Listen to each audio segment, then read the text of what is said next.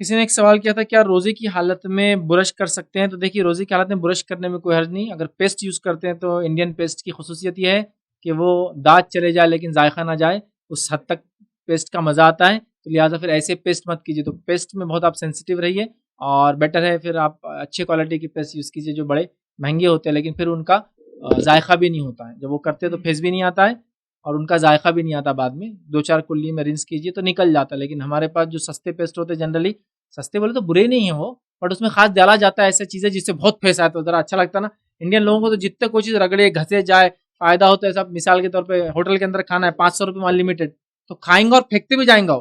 Unlimited है ना, अरे अनलिमिटेड खाने के लिए है, फेंकने के लिए नहीं है। तो ये मंगा लो, मिठे मंगा लो, इसमें से एक निवाला खा लो, फिकवा दो, फला कर लो, ये अच्छी टेंडेंसी नहीं। तो वो थोड़ा सा वो जब तक फेस बहुत सा गिरा नहीं वो पूरा मजा नहीं आता। तो लिहाजा इस सेंस में कि फिर वो रोजे में नहीं किया सकता क्योंकि उसका जायका बाकी रहेगा और वो बाद में भी रिश्ते रहता बहुत देर तक उसका। ठीक है, तो फिर बहुत एहतियात की जरूरत है। फिर अच्छे पेस्ट हो और उलमा के जितने फतावे वो इसी बेसिस पे सऊदी उलमा के कि वो पेस्ट बाद में जायका ना दे मुंह में, वरना अगर वो जायका अंदर हलक में जाएगा और टेस्ट आता है बहुत देर तक, इसका मतलब वो असर कर रहा है। लिहाजा एहतियात कीजिए, फिर ऐसे पेस्ट बिल्कुल ना करें।